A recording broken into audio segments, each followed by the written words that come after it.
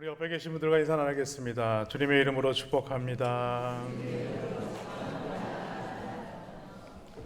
오늘은 때를 어떤지 못 어떤지 복음을 말씀을 전파하라 라는 말씀으로 함께 은혜를 나누고자 합니다. 복음 전도는요, 때를 어떤지 못 어떤지 우리 성도들이 수행해야 할 가장 중요한 사명입니다.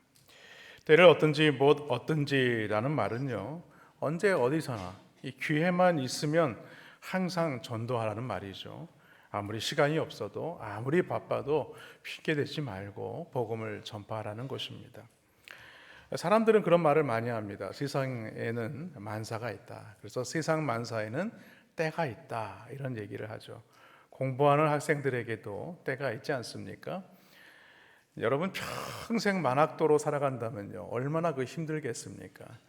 공부하는 그 시간대만 해도 빨리 졸업해야지 이런 생각을 가지기 마련인데 평생을 공부만 하고 있다. 참 어려울 것입니다. 여러분 결혼도 그렇습니다. 청춘 남녀가 결혼하는 것도요, 때가 있죠. 홍기가 찼는데 그 때를 놓치게 되면 갈수록 더 어려워집니다.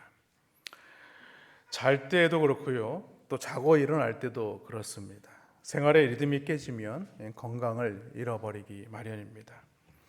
식사도 그렇죠. 하루 세 끼 딱 정한 시간에 식사를 해야 되는데 만약에 끼니를 놓치거나 아니면 늦게 식사를 하게 되면 또 생활 패턴도 좀 달라지게 되고 또 우리의 건강을 놓칠 수 있다라는 것이죠. 이처럼 만사도요, 때를 놓치거나 그러면 어려울 수밖에 없는 것입니다. 그러나 여러분 오늘 말씀을 보면요, 때를 어떤지 못 어떤지 관계없이 아무 때나 해야 할 일이 있다 이렇게 말씀하죠. 그것은 바로 이 복음 전파입니다. 죽은 영혼에게 복음을 증거하는 일이야말로 우리가 때를 가리지 말고 행해야 할 아주 중요한 일이다, 이 말씀을 하고 있습니다. 시간이 있을 때, 한가할 때, 또 건강할 때, 그때에만 우리가 복음을 전하는 것이 아니라는 것입니다. 때로는 건강하지 못하고 몸이 피곤하고 힘들고 또 시간을 내기 어려워도 우리가 이 복음 전파하는 일에 대해서 놓치지 말아야 하는 것입니다. 초대교회를 보면 초대교회 성도들은요, 매일 성전에 모이기를 힘썼습니다.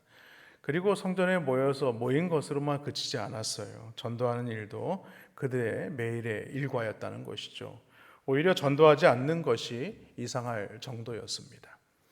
그런데 현대 그리스도인들이 가진 문제점이 있다면 오늘 성경에서는 분명히 때를 어떤지 못 어떤지 복음을 전해라, 말씀을 전파하라 이렇게 말씀을 하는데도 불구하고 대부분은 전도보다는 세상 일을 앞세우다 보니까 우리가 시간이 있을 때, 내가 건강할 때, 할 수 있는 때에 우리가 복음을 전할 수 있다라고 우리가 한정적으로 생각하며 살아간다는 것입니다. 여러분, 예수 그리스도를 구주로 믿고 하나님의 자녀가 되었다면요, 복음을 증거하는 것은요, 너무나 당연한 것이고 오늘 성도들이 가져야 될 중요한 책임입니다. 바라기는 오늘 이 말씀을 우리가 함께 상고해 보면서 나눌 때에 오늘 말씀이 우리에게 동기가 되어서 말씀을 전파하는 일에 앞장서시는 우리 모든 더자람교회 성도님들 되시기를 주님의 이름으로 축원합니다. 오늘 말씀 첫 번째가 뭐냐면 하나님의 명령이라는 거예요.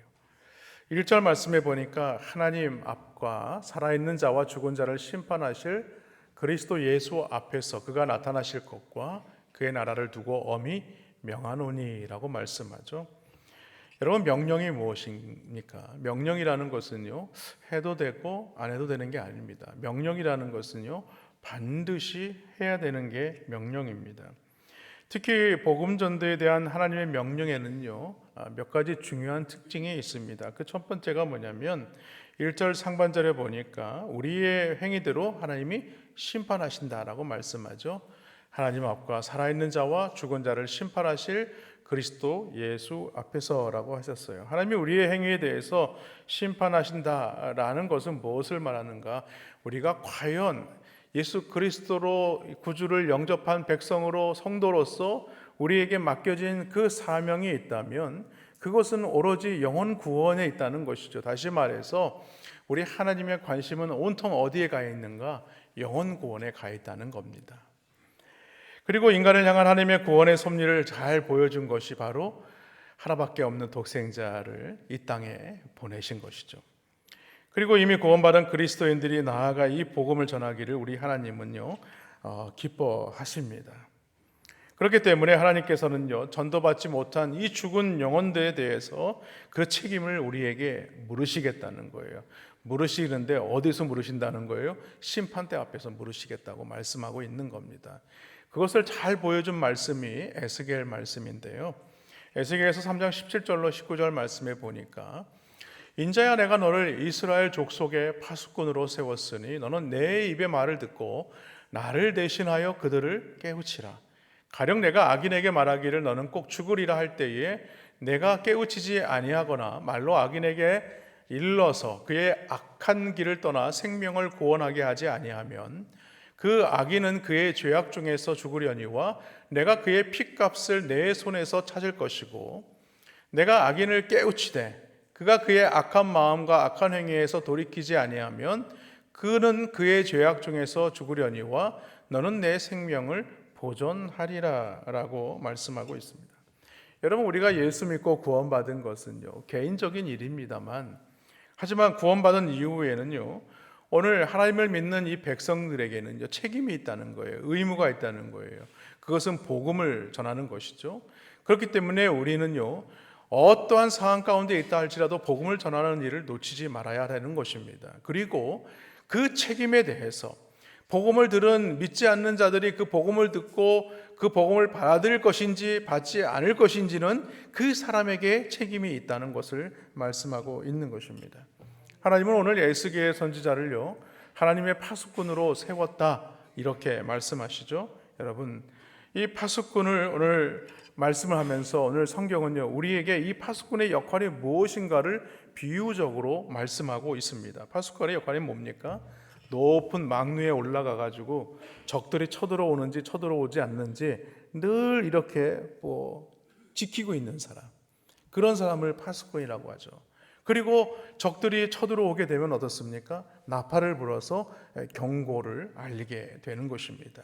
만일에 파수꾼이 적들이 쳐들어오고 있는데도 불구하고 그 역할을 우리가 제대로 하지 않게 된다면 어떻게 되겠느냐는 거예요.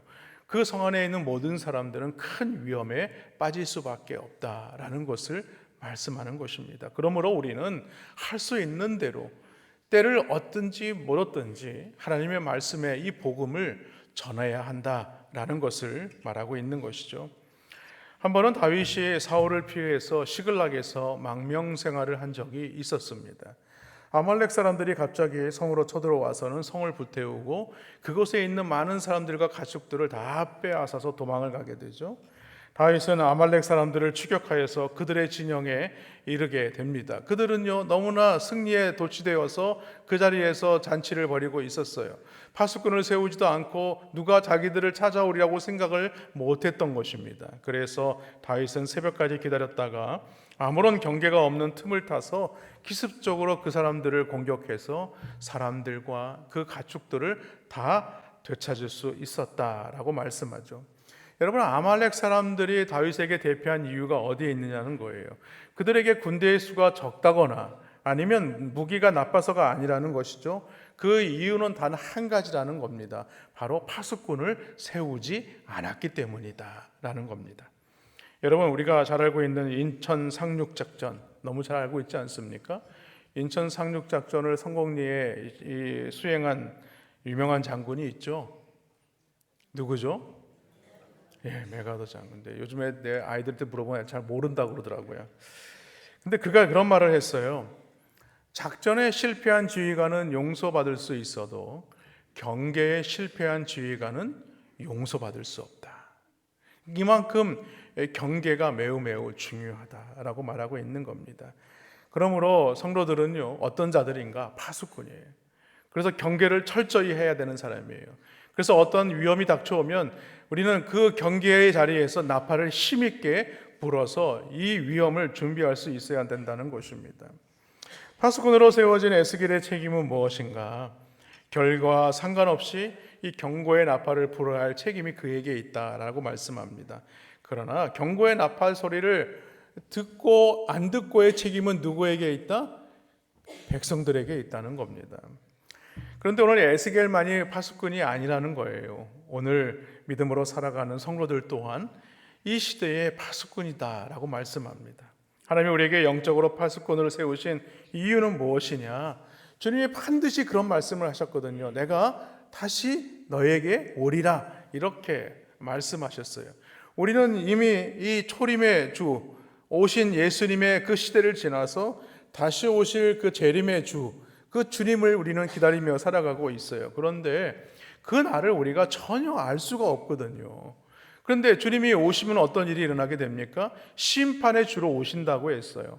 심판의 주로 오신다는 것은 결국에는요, 믿는 자나 믿지 않는 자나 다 그 심판대 앞에 서게 될 것인데, 예수 그리스도를 구주로 영접한 자들에게는 영원한 천국이 준비되어지지만, 그러나 그 복음을 듣지 못해서 그 불신한 자들, 그들은요 영원한 지옥의 형벌에 빠질 수밖에 없다라는 것입니다. 그렇기 때문에 우리는 주님이 오시기 전에 힘을 다하여서 때를 얻든지 못 얻든지 오늘 하나님을 알지 못하는 자들을 찾아가서 복음을 전해야 할 책임이 우리 가운데 있다, 이 사실을 잊지 말아야 된다라고 지금 말하고 있는 것입니다. 요즘은 여러 가지로 참 전도하기 힘든 그런 시대를 살고 있지 않습니까? 여러분, 우리가 때로는 하나님의 말씀을 붙들고 믿음으로 살아가는 자라면 우리는요, 때로는 이 민족이 나아가야 할 그 길을 제시해 줄 수 있어야 하는 것입니다.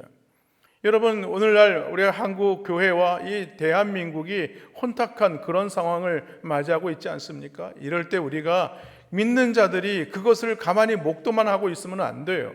그것을 위해서 하나님 앞에 믿음으로 구해야 하는 것입니다. 부르짖어야 되는 것입니다. 경고해야 되는 것입니다. 경계해야 하는 것입니다. 저것은 나와 상관없는 일, 이렇게 생각하면 안 돼요.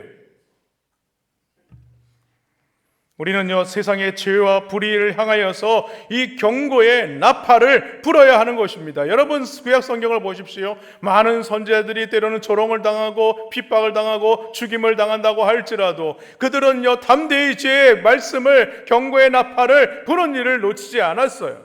우리는 그런 용기가 필요한 것입니다. 그렇지 않으면요, 이 세상은요 점점 더 어두워질 수밖에 없는 것입니다. 듣는 이들의 감정이 상할까봐 말하기를 주저하고 침묵하고 있게 된다면 어떻게 되겠느냐는 거예요. 그들은 평생 하나님의 이 말씀의 복음을 듣지 못하고 진리의 말씀을 듣지 못하고 영원한 지옥의 형벌을 받을 수밖에 없다라는 것입니다. 그러므로 우리는 때를 얻든지 못 얻든지 복음을 전파하는 일에 힘을 다해야 하는 것입니다. 여러분, 오늘 복음 전도에 대한 하나님의 명령의 특징을 보니까 1절 하반절에 엄히 명하노니 라고 얘기합니다. 여러분, 명령도 반드시 지켜야 되는 것인데 우리 예수님은요 엄히 명한다 이렇게 얘기합니다. 너무나 중요하다. 여러분, 생명을 구하는 일이 그만큼 중요하다는 거예요. 그래서 우리 예수님도요 한 영혼을 천하보다 귀하게 여기시지 않았습니까? 그만큼 매우 중요하다는 거예요. 그것을 잘 알 수 있는 말씀이 나오죠. 초대교회 순교자이죠, 스데반 집사가 복음을 전함에 있어서 복음을 전하다가 돌에 맞아 죽는 그런 일이 일어나게 되죠. 그때에 우리 예수님께서 하나님 보좌 우편에서 가만히 보고 계시지 못하니까 벌떡 일어나셔서 그 스데반 집사가 순교하는 그 장면을 보고 계셨다는 거예요. 그만큼 영혼을 구원하는 일에 대해서 우리 예수님은요 너무나 큰 관심을 가지고 계신 분이라는 겁니다. 바라기는 오늘 우리 주님이 가셨던 그 영혼 구원에 대한 관심을 우리 성도님들도 가지시기를 주님의 이름으로 축원합니다. 두 번째로 때를 얻든지 못 얻든지 복음을 전해야 할 이유는요, 우리가 무슨 일을 만날지 알 수 없기 때문입니다. 여러분, 미래를 아는 사람은 없습니다. 어떤 사람이 자신의 미래를 꿈꿉니다. 여러분, 미래를 꿈꾸는 것 참 좋은 일이에요. 그런데요, 미래를 알 수 있는 사람은 아무도 없다는 거예요. 어떤 사람이 저한테 와가지고 그런 얘기를 하더라고요. 자신이 어떻게 살아야 될 것인지에 대해서 앞으로 30, 40년 뒤에 플랜을 짜가지고 왔어요. 그러면서 내년도에 내가 무엇을 할 것이고, 5년 뒤에는 내가 무엇을 할 것이고, 10년 뒤에는 내가 무엇을 하고 있을 것이고, 20년 뒤, 30년 뒤, 40년 뒤에는 내가 무엇을 하고 있을 것입니다 라고 얘기를 했습니다. 여러분, 그런데요, 내일 당장 주님이 그 영혼을 부르시면 그가 계획했던 모든 것들이 어떻게 되겠느냐는 거예요. 여러분, 인간은요, 언제 어떻게 될지, 또 잠시 후에 되어질 일도 전혀 알 수 없는 무능한 존재라는 사실입니다. 이 존재론적인 의미에서 사람들을 바라보게 되면요, 우리에게는요 오직 무엇만 있을 뿐이에요? 현재, 지금만 있을 뿐이라는 거예요. 야고보 사도는요 우리에 대해서 이렇게 얘기를 합니다. 야고보서 4장 13절과 14절에 보니까, 들으라 너희 중에 말하기를 오늘이나 내일이나 우리가 어떤 도시에 가서 거기서 1년을 머물며 장사하여 이익을 벌이라 하는 자들아, 내일 일을 너희가 알지 못하는도다. 너희 생명이 무엇이냐? 너희는 잠깐 보이다가 없어지는 안개니라. 여러분, 우리가 아무런 많은 계획과 많은 생각을 가지고 있지만 우리의 생각은요 생각 그 자체뿐이라는 겁니다. 내일 일을 전혀 알 수가 없다는 거예요. 그러면서 너희 존재가 어떤 존재인가 그걸 너는 알아야 된다 이렇게 말씀해요. 안개라는 거예요. 안개. 여러분, 오늘 아침에도 보니까 약간 안개가 끼긴 했는데, 안개가 자욱하면요 어떤 때는요 운전할 때도 되게 위험해 보입니다. 앞이 분간할 수가 없으니까. 그런데 해가 딱 떠오르면 어떤 일이 생기게 돼요? 언제 안개가 있었어? 이렇게 안개가 사라지고 마는 거예요. 우리의 인생이 그렇다는 거예요. 뭔가 있었던 것 같지만 이내 사라지고 마는 것이 우리의 인생이다 라고 지금 말하고 있는 것입니다. 여러분, 사람들이 살아가면서 큰 소리 치며 살아갑니다. 근데 큰 소리 치며 살아가지만 늘 그 마음에는 뭐가 있어요? 불안한 마음을 가지고 살아가요. 왜냐하면 자신이 이 미래에 대한 확실한 보장을 받지 못하고 살아가고 있기 때문에 그렇습니다. 그런데 사람들은요 자신의 인생이 영원히 살 것처럼 착각하며 살아갑니다. 그러나 여러분, 우리의 인생은 무엇인가를 분명히 깨달아 알아야 하는 것입니다. 우리의 인생은 야고보 사도가 말한 것처럼 안개와 같을 수밖에 없다. 그러면 안개와 같은 인생이 지혜롭게 살기 위해서는 어떻게 되느냐? 바로 이 미래를 준비해 주시는, 미래를 이끌어 가시는 바로 우리 하나님을 의지하는 것입니다. 그렇습니다. 내일은요 누구에게 속한 거예요? 우리 하나님께 속한 시간이에요. 어느 누구도 내일을 자신의 뜻대로 주관할 수 없습니다. 공중 권세를 잡은 사단이라고 할지라도 그는요 자신의 뜻대로 결정할 수가 없어요. 그러므로 내일의 인생을 내 것이냐, 내 마음대로 계획하고 또 계획대로 나의 힘으로 이룰 수 있다는 이 착각을 버려야 하는 것입니다. 오늘 시온 찬양대가 그 찬양했던 그 가사대로 잠언 16장 9절 말씀에 보면요, 사람이 마음으로 자기의 길을 계획할지라도 그의 걸음을 인도하시는 이는 여호와시니라 라고 얘기했습니다. 여러분, 우리가 많은 계획을 가지고 있어요. 야, 앞으로 내가 이런 계획을 가지고 내가 이런 꿈을 꾸면서 살아갑니다. 그러나 여러분, 거기에 누가 빠지면 안 돼요? 우리 하나님이 빠지면 안 되는 거예요. 우리 하나님이 빠지는 그 순간 이 계획은요 다 물거품이 될 수밖에 없는 것입니다. 우리는 내일을 알 수 없어요. 오로지 우리의 걸음을 인도하시는 이는 우리 하나님이 되신다는 사실을 믿으시기를 바랍니다. 그런 인생의 삶을 본으로 보여준 사람이 있어요. 바로 아브라함과 다윗이죠. 아브라함은요 창세기 12장에 보면 그가 말씀을 따라갔다라고 말씀하고 있어요. 결국에는 그 말씀을 따라가는 삶을 통하여서 그의 갈 바를 알지 못하였지만 결국에는 그가 하나님이 약속하신 가나안 땅에 들어가지 않았느냐는 거예요. 다윗도 마찬가지입니다. 그가 사망의 음침한 골짜기를 다닐지라도 해를 두려워하지 않는 것은 주께서 나와 함께 하심이니라 라고 믿었기 때문이라는 거예요. 그렇습니다. 우리는 언제 어떻게 될지 알 수 없는 우리의 인생이 주께 매어 있음을 믿으시기를 바랍니다. 여러분, 우리가 잘 알고 있는 어리석은 부자, 그렇죠? 방금 전에 야고보서를 통해서 상인의 예를 들었지만 오늘 누가복음 12장에 보면 어리석은 부자 이야기가 나옵니다. 어느 부자의 밭에 소출이 너무 풍성했어요. 너무 풍성하다 보니까 자신이 가지고 있는 창고에는요 너무 다 담을 수가 없는 거예요. 그래서 행복한 꿈을 꿉니다. 야, 더 큰 창고를 지어야겠다. 고민하던 부자는요 곡간을 헐고 더 크게 곡간을 짓게 됩니다. 그리고 거기에 곡식과 물건을 쌓아둬야겠다라고 생각을 하게 되죠. 부자는 그래서 자기 영혼에게 그렇게 말을 합니다. 누가복음 12장 19절에 보니까 또 내가 내 영혼에게 이르되 영혼아 여러 해 쓸 물건을 많이 쌓아두었으니 평안히 쉬고 먹고 마시고 즐거워하자 하리라 하되 라고 얘기하죠. 그러자 그 부자를 향해서 하나님이 질책을 하십니다. 그 다음 절을 보면요 그렇게 말씀하세요.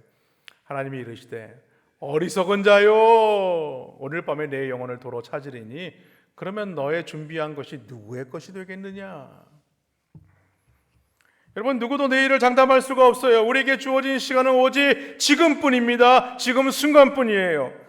그러므로 우리는 내일을 내 것인 양 자랑하며 살아서는 안 되는 것입니다. 오늘이 내 인생의 마지막 날이라는 것을 한번 여러분 가정해 보시기 바랍니다. 지금 내가 붙들고 있는 것이 과연 무가치한 것이라면 우리는 과감하게 그걸 내려놔야 돼요. 그리고 진정으로 중요한 가치를 우리는 붙잡아야 하는 것입니다. 여러분 우리가 살아가고 있는 지금의 시간은요 우리에게는요 하나님이 없는 그 시간은 헛된 것일 수밖에 없는 것입니다. 고린도전서 15장 58절 말씀해 보니까 그러므로 내 사랑하는 형제들아 견실하며 흔들리지 말고 항상 주의 일에 더욱 힘쓰는 자들이 되라. 이는 너희 수고가 주 안에서 헛되지 않은 줄 알미라 라고 말씀하고 있어요.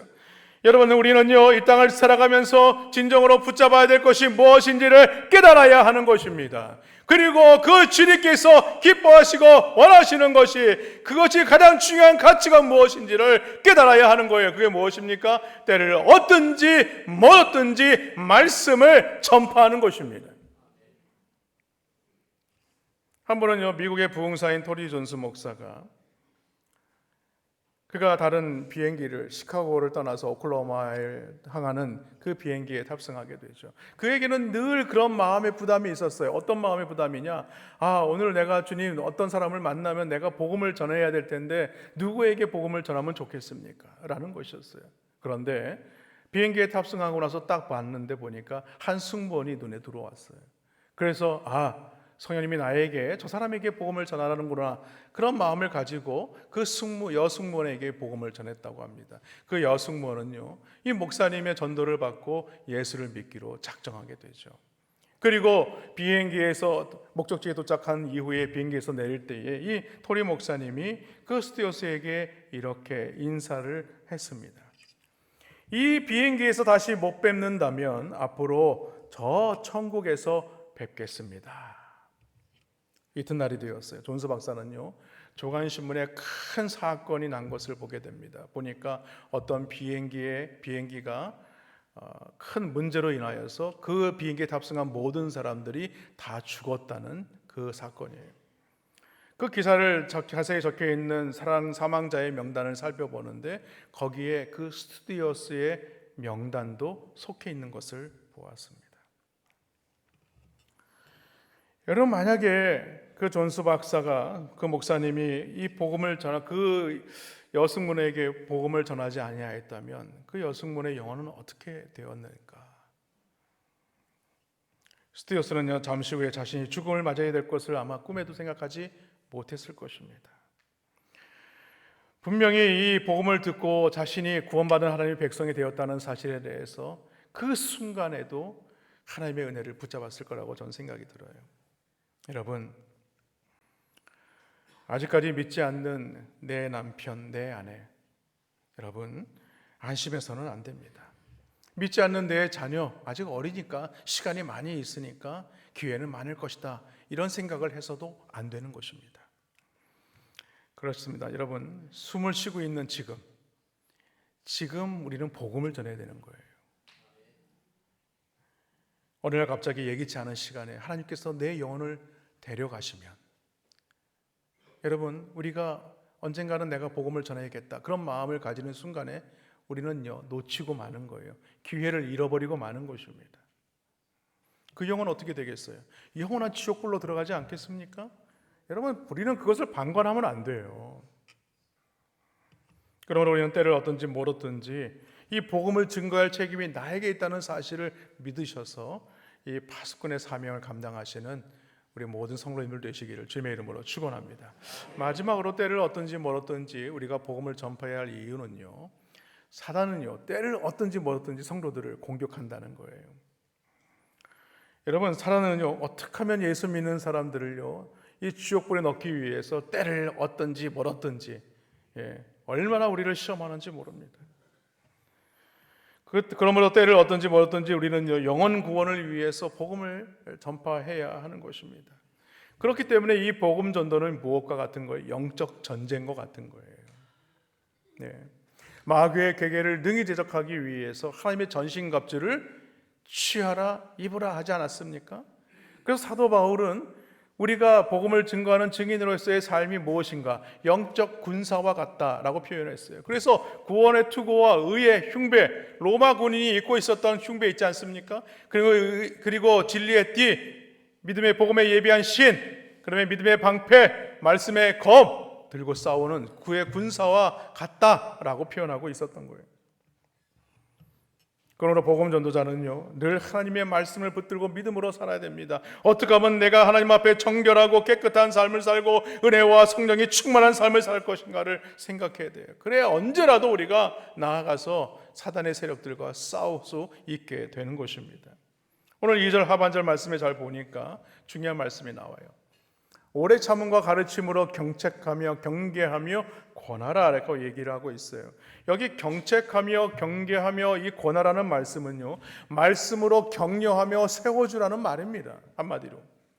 그리고 이 세 개의 명령에 대해서 전제되는 말씀이 무엇입니까? 오래 참음과 가르침으로 해야 된다, 이렇게 얘기합니다. 여러분, 전도라는 것은요, 그냥 하나님께서 그 마음을 활짝 열어주시면 복음을 받아들여요. 그러나 여러분, 복음이 늦어지는 경우가 있어요. 평생 복음을 전해도 예수 믿지 않는 사람들이 있어요. 그러나요, 여러분, 복음을 전하면 반드시 그 영혼이 예수 믿고 구원받게 될 줄로 믿습니다. 그렇습니다. 우리에게 이 경책과 경계와 권하는 것이 전제되는 것, 중요한 것, 오래 참음으로 하나님의 말씀을 가르쳐야 한다는 거예요. 아무리 태도가 좋다고 할지라도 오래 참과 가르침이 없으면 우리는 열매를 맺을 수가 없는 것입니다. 여러분, 농부가 아무리 수고를 한다고 할지라도 그 밭에 씨를 뿌리지 않는다면 과연 그곳에서 열매를 거둘 수가 있겠느냐는 거예요.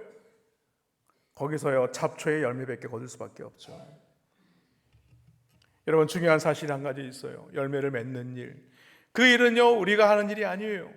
우리는요, 다만 말씀을 전할 뿐이에요. 씨앗을 뿌릴 뿐입니다. 그러나 그 씨앗이 뿌려지고 나서 그 씨앗에서 사기 음이 트고 그것의 열매를 맺게 하시는 이는 바로 우리 하나님이시라는 사실을 믿으시기를 바랍니다. 우리 하나님께서 비를 내리시고 햇빛을 주시고 그래서 그 곡식이 잘 자라나서 열매를 맺게 하는 거예요. 그 열매를 맺게 하는 것은요, 우리가 하는 일이 아니에요. 우리는 다만 하나님의 말씀을 들고 나아가서 예수 믿으세요, 구원 받으세요, 우리는 선포할 뿐이라는 거예요. 그리고 그 복음을 받고 안 받고는 그 복음을 듣는 사람의 책임이라는 거예요. 그리고 우리는요, 그 사명 감당할 때 어떻게 하라는 거예요? 오래 참음으로, 오래 참음으로 가르치라는 거예요. 오래 참음으로. 그리고 주님의 명령에 대한 이유를 오늘 본문 말씀을 우리가 읽어보지 않았지만 디모데후서 4장 3절과 4절에 보니까 이렇게 말씀하더라고요. 때가 이르리니 사람이 바른 교훈을 받지 아니하며 귀가 가려워서 자기의 사욕을 따를 스승을 많이 두고 또 그 귀를 진리에서 돌이켜 허탄한 이야기를 따르리라.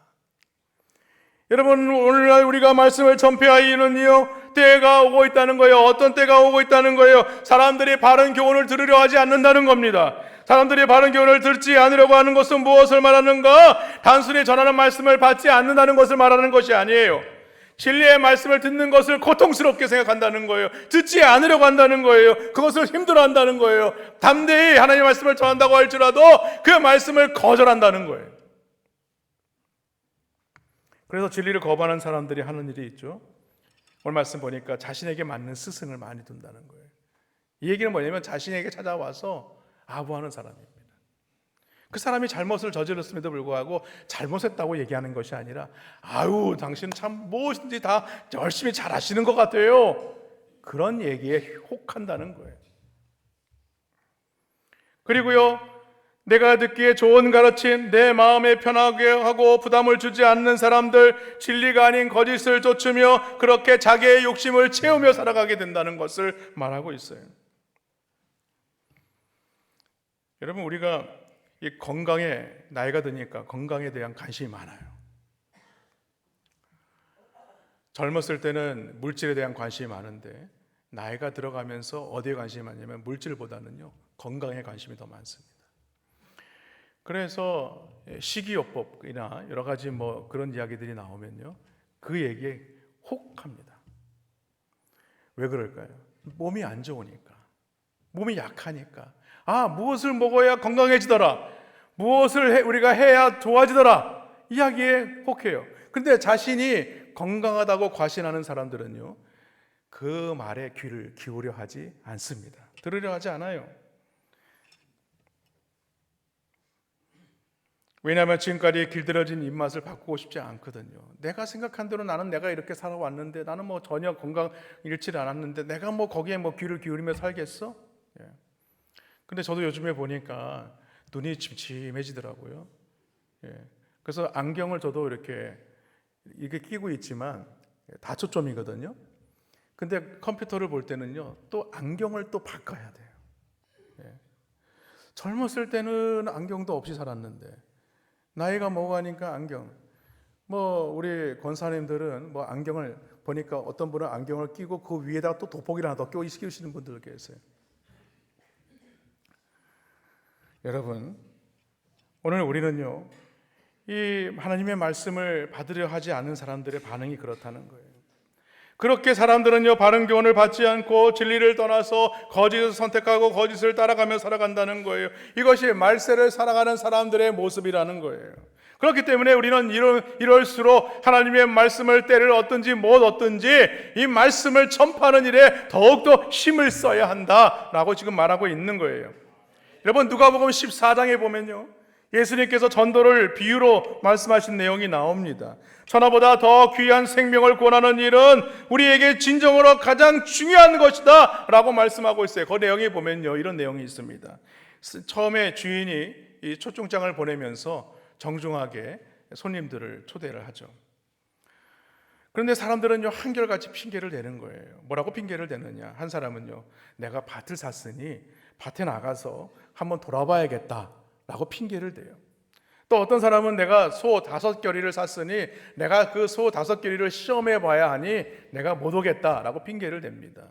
또 한 사람은요, 내가 장가를 들었기 때문에 내가 아무래도 이 잔치에 참여하지 못할 것 같습니다 라고 핑계를 들었다는 거예요. 세 사람 모두가 다 좋은 일입니다. 그렇죠? 좋은 일인데 여러분, 잔치에 다녀들 그런 사람인데도 불구하고 하나같이 그 사람들은요, 똑같이 핑계를 대고 있다는 거예요. 여러분, 우리가 전도해 보면요, 얼마나 그 전도가 어렵다는 것을 너무나 실감하지 않습니까? 전도를 하면요, 그럼요. 우리 선생님, 내가 한번 그 소원이라도 들어줘야죠. 그냥 열심히 그렇게 전도하는데 내가 한 번이라도 한번 가야 되지 않겠습니까? 그렇게 말을 해요. 그런데 당일이 다치면 어떻습니까? 제가 무슨 일이 생겨가지고 아무래도 못 갈 것 같아요.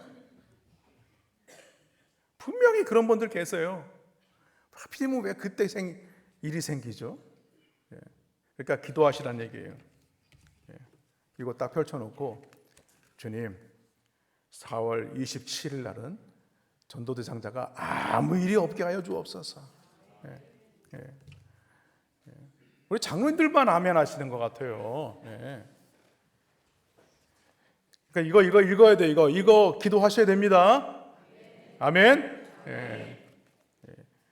너무 잘했어요. 감사합니다. 여러분, 우리가 전도하는 일 그만큼 어렵다는 거예요. 그런데 중요한 게 있어요. 그 영혼이 진짜 여기에 딱 한 번만 나오잖아요. 딱 한 번만 나오면 그때부터 누가 일하세요? 우리 하나님이 일하시. 그 마음을 막 흔들어. 뒤흔들어요. 그렇죠? 여러분, 한 번 발걸음이 매우 중요해요. 그렇죠? 그 사람이 평생의 그 운명을 좌우합니다.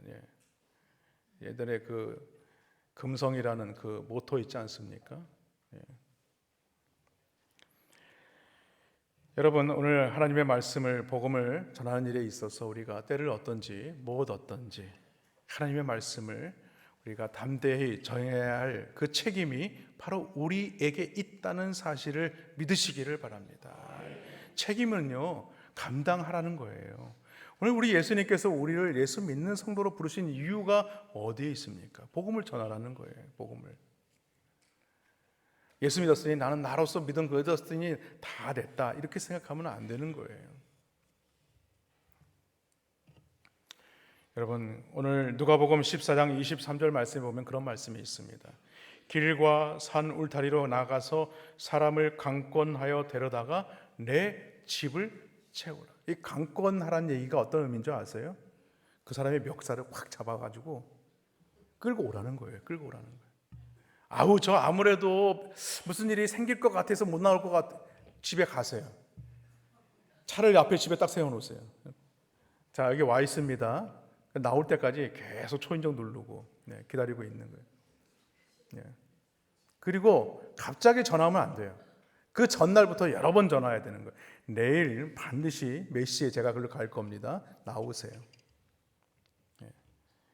그러니까 멱살을 잡고 오시지는 마세요. 그러면 또 괜히 또 시험 들어가지고 다음부터는 안 나올 것 같아요. 그러니까 꼭 정중하게 모시고 오라는 거예요. 한번 그 목사님이 얼마나 저를 들들 볶는지 전도해 오라고 그렇게 얘기하셔서 제가 이게 한번 모시고 가려고 그러니까 한번 제 소원 좀 한번 좀 들어주세요. 저를 좀 파세요. 그래서 꼭 모시고 오시기 바랍니다. 자, 앞으로 딱 2달 남았습니다. 자, 여기다가 기도하고 체크하고 기도. 주님, 아무개 예수 믿게 해주세요. 몇몇 우리 장로님들만 늘 아멘 하세요. 여러분, 아멘 하시기를 주님의 이름으로 축원합니다. 그렇죠. 우리 교회 아멘 많이 하셔야 돼요. 원래 마음으로 아멘을 많이 하시는데 입으로도 시인해서 우리가 아멘 하시기 바랍니다. 오늘 우리가 아무쪼록 때를 얻든지 뭘 얻든지 우리가 복음 전하는 일을 위해서 힘쓰시는, 지금까지 힘써 오셨던 모든 분들 너무나 귀하죠. 그러나 이번 기회에도 힘쓰시는 우리 모든 성도님들 되시기를 주님의 이름으로 간절히 축원합니다. 이 시간 함께 기도하겠습니다.